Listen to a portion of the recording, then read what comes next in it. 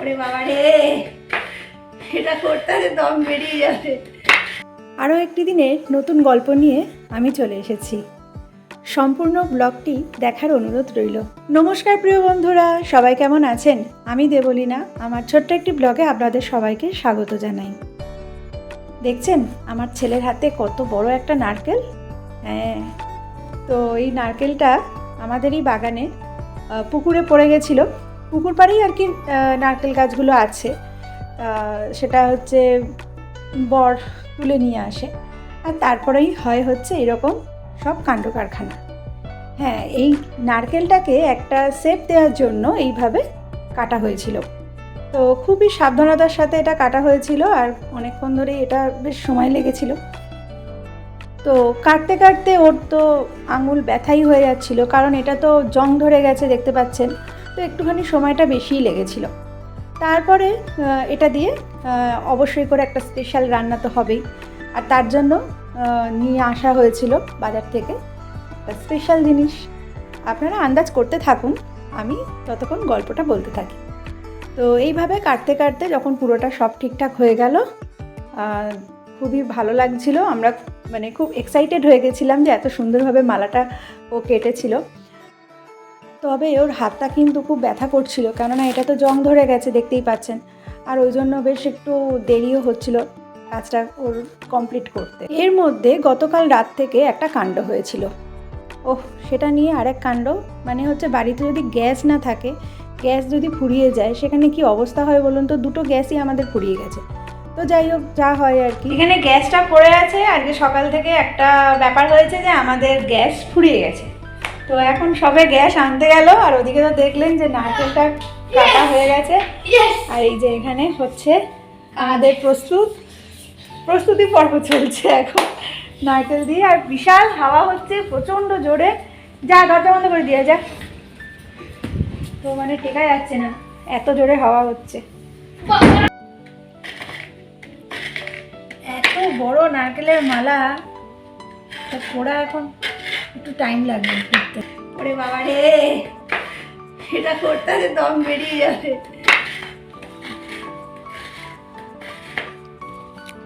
চারিদিকে হচ্ছে মেঘলা আকাশ হয়ে আছে, এইবারে তো করা যাচ্ছে। তখন ঘড়িতে 12:30। এবার ভাবুন যে রান্না হবে কি। দেখতেই পেলেন তো কি অবস্থা। আর যখন খুব ক্লান্ত হয়ে যাচ্ছিলাম, মানে হাতটাতে খুব টান আসছিল আর কি, ফুলে গিয়ে আমার ব্যথা করছিল মানে এই হাতটাতে। তো তখন মাঝে মাঝে এরকম আর কি একটু ভিডিও করছিলাম আর একটু পিকচার তুলছিলাম। কি করব, একটু রেস্ট নিয়ে করতে হয়েছে, এত বড় তো। আর কি বলুন তো, বেশ ছেলেদের হাতের যে থাবাটা যেটা হয় সেটা তো অনেকটাই বড় হয়, আর আমার তো সেই তুলনায় অনেকটাই ছোট।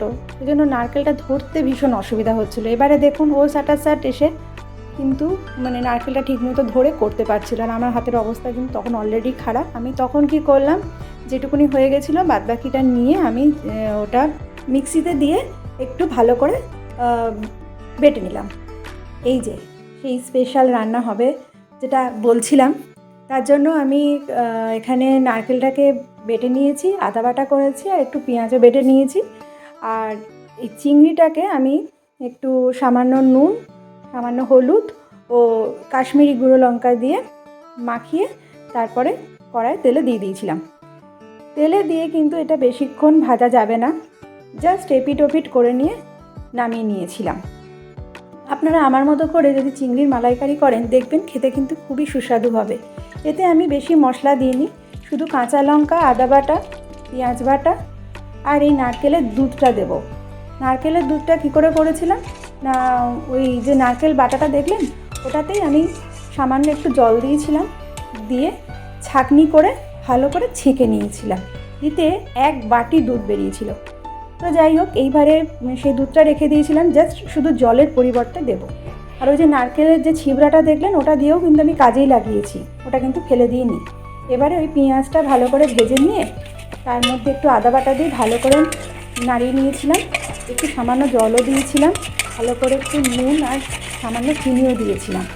দেওয়ার পরে ভালো করে কষিয়ে নেওয়ার পরে যখন তেল কেটে গেল, তখন তার মধ্যে ওই হালকা করে ভেজে রাখা চিংড়িগুলো আমি দিয়ে দিয়েছিলাম।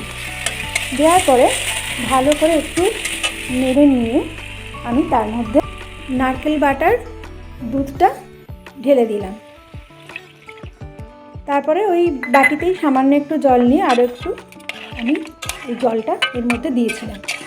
তারপরে এটাকে ভালো করে নাড়িয়ে নিয়ে ঢাকা দিয়ে দিতে হবে কিছুক্ষণের জন্য। গ্যাসের ফ্লেমটা এই সময় আমি মিডিয়ামে রেখেছিলাম। তারপরে 10 মিনিট পরে এসে দেখলাম যে পুরো তেলটা কেটে গেছে। এর মধ্যে সামান্য একটু ঘি দিয়ে দিয়েছিলাম। ঘি দিয়ে ভালো করে নাড়িয়ে এটা আমি নামিয়ে নিয়েছিলাম। তো দেখলাম যে দারুণ হয়েছে, ভীষণই খুব সুস্বাদু হয়েছিল খেতে এটা। আপনারা এইভাবে চিংড়ির মালাইকারি করে দেখবেন, আশা করি ভীষণই ভালো লাগবে। চিংড়িতে একটা আলাদা স্বাদ থাকে, সেই জন্য আমার মা বলে যে চিংড়িতে রসুন দিতে নেই, তো সেই কারণে আমি কোনোদিনই রসুনও দিইনি। তো খেতেও ভীষণই ভালো হয়। আর চিংড়ি করতে গেলে না খুব তাড়াতাড়ি হয়ে যায়, শুধু জোগাড়টাই একটু বেশি লাগে। চিংড়িটা যখন হলো তখন দেখলাম ঘড়িতে প্রায় 2টো বাজে। তো এই একটা তরকারি দিয়ে কী করে খাবো, তো নারকেলের যে অংশটা ছিল দুধ বার করার পরে সেটাকে আমি পটলের ভেতরে দিয়ে দিয়েছিলাম আর খুব ভালো করে ভেজে নিয়েছিলাম। তারপর সামান্য আদা বাটা, লঙ্কা আর পেঁয়াজ বাটা দিয়ে আমি একটা পটলের রসা মতো তরকারি করেছিলাম। তো ভীষণই ভালো লেগেছিলো। নামাবার আগে একটু গরম মশলা আর ঘি দিয়েছিলাম। তো কেমন লাগলো অবশ্যই জানাবেন। আজকের ব্লগটি ভালো লাগলে অবশ্যই করে একটা লাইক দেবেন আর ছোট্ট করে কমেন্ট করবেন। আমার মা খুব ভালো চিংড়ির মালাইকারি করতো, ছোটোবেলায় খেতাম, আর এখনও খুবই ভালো করে। তো এখন শরীর খারাপ বলে সেরকম রান্না তো করতে পারে না, আর সবটাই আমার মায়ের কাছ থেকেই শেখা। কেমন লাগলো রেসিপিটা অবশ্যই জানাবেন। সবাই খুব ভালো থাকবেন, সাবধানে থাকবেন। আজ তাহলে আসি, এই পর্যন্তই রইল। পরবর্তী ব্লগে খুব তাড়াতাড়ি আপনাদের সাথে দেখা হবে। টাটা।